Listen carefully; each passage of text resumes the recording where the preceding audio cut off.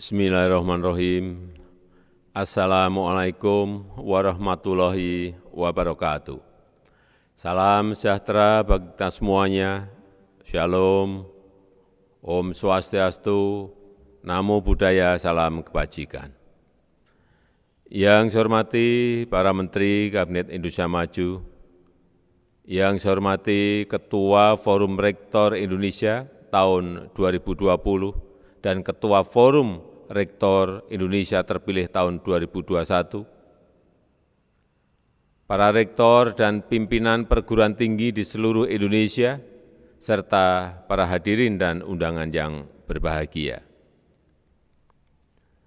Saat ini kita harus menanggung beban yang berat akibat pandemi COVID-19. Kita harus berjuang mengatasi permasalahan kesehatan dan permasalahan ekonomi. Kita harus berjuang untuk tetap menjalankan proses pendidikan di tengah pembatasan interaksi dan pertemuan fisik.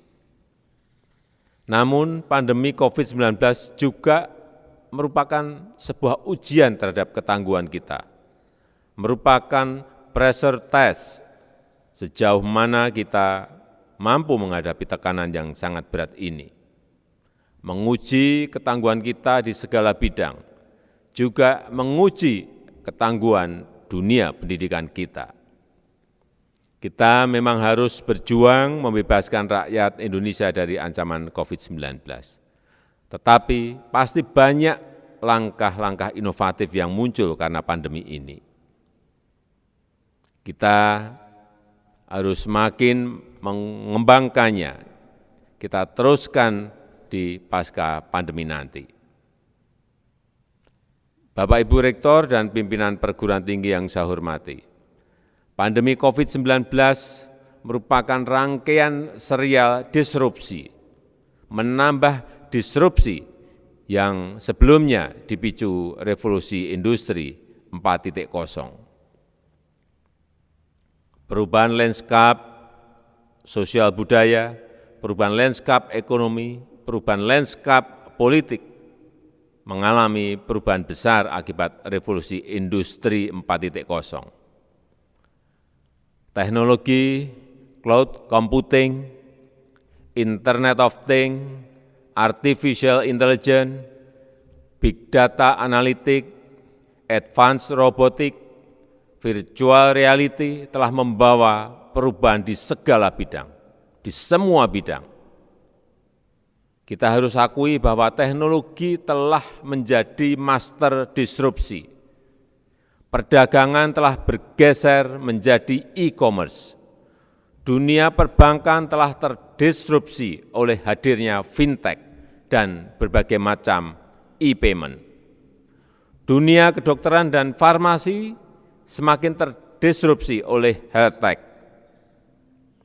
Profesional hukum juga mulai diguncang oleh regtech, dan dunia pendidikan telah terdisrupsi besar-besaran oleh edutech.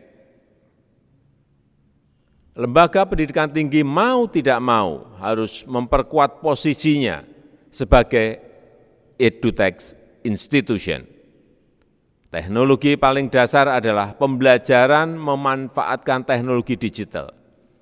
Digital learning bukan hanya digunakan untuk memfasilitasi pengajaran oleh dosen internal kampus kepada mahasiswa. Yang juga sangat penting adalah memfasilitasi mahasiswa untuk belajar kepada siapapun juga, dimanapun juga, tentang apapun juga. Pembelajaran dari para praktisi, termasuk pelaku industri, sangat penting untuk difasilitasi. Kurikulum harus memberikan bobot SKS yang jauh lebih besar bagi mahasiswa untuk belajar dari praktisi dan industri. Exposure mahasiswa dan dosen kepada industri teknologi masa depan harus ditingkatkan. Pengajar dan mentor dari pelaku industri, magang mahasiswa ke dunia industri, dan bahkan industri sebagai tenan di dalam kampus harus ditambah. termasuk organisasi praktisi lainnya juga harus diajak berkolaborasi. Bapak Ibu, Rektor dan pimpinan perguruan tinggi yang saya hormati, saya yakin Bapak Ibu sependapat dengan saya bahwa lembaga pendidikan tinggi harus bekerja untuk kemanusiaan dan kemajuan bangsa. Memecahkan masalah-masalah sosial dengan ilmu pengetahuan dan teknologi, dengan inovasi secara berkelanjutan. Perspektif kewirausahaan juga sangat penting agar perguruan tinggi bisa melakukan upaya secara berkelanjutan. Selain memperkokoh karakter kebangsaan berdasarkan Pancasila, para mahasiswa harus dididik dalam ekosistem tersebut, yaitu ekosistem yang mendorong sosio-tekno-inopreneur, memecahkan masalah sosial dengan memanfaatkan teknologi secara inovatif dan berkewirausahaan. Para mahasiswa harus difasilitasi untuk mampu bersaing di pasar kerja yang semakin terbuka dan terglobalisasi. Harus mampu menjadi industriawan yang menciptakan lapangan kerja, mampu meningkatkan status sosialnya membuat dirinya naik kelas, dan menjadikan UMKM Indonesia juga naik kelas bersama-sama. Itulah semangat sosio-tekno-inopreneur yang tadi saya katakan. Bapak Ibu Rektor yang saya hormati, target tersebut mungkin Bapak Ibu rasakan sebagai tugas yang berat. Menurut saya, tugas itu akan jauh lebih ringan jika kita bersedia melakukannya dengan cara-cara baru. Kampus Merdeka dan Merdeka Belajar adalah salah satu instrumen penting untuk itu. Mahasiswa bisa belajar kepada siapa saja, di mana saja, yang dirasa penting untuk mempersiapkan masa depan mereka dan masa depan bangsa. Mahasiswa harus diupdate dengan perkembangan terkini dan perkembangan ke depan. Banyak pengetahuan dan keterampilan yang menjadi tidak relevan lagi, yang menjadi usang karena disrupsi. Tetapi banyak pengetahuan baru yang bermunculan, yang dikembangkan oleh lembaga peneliti dan praktisi yang barangkali belum sempat dibukukan dan diliteraturkan. Banyak jenis pekerjaan yang hilang karena disrupsi, tetapi juga banyak pekerjaan baru yang bermunculan di masa kini dan masa yang akan datang karena disrupsi. Yang ingin saya tekankan, jangan sampai pengetahuan dan keterampilan mahasiswa itu justru tidak menyongsong masa depan. Pengetahuan dan keterampilan yang hebat di masa kini bisa jadi sudah tidak dibutuhkan lagi dalam 5 tahun atau 10 tahun ke depan. Mahasiswa harus disiapkan menguasai pengetahuan dan keterampilan yang relevan untuk zamannya. Sekali lagi saya tegaskan, dunia perguruan tinggi sangat membutuhkan kolaborasi dengan para praktisi dan pelaku industri. Demikian juga sebaliknya, para pelaku industri sangat membutuhkan talenta dan inovasi teknologi dari perguruan tinggi.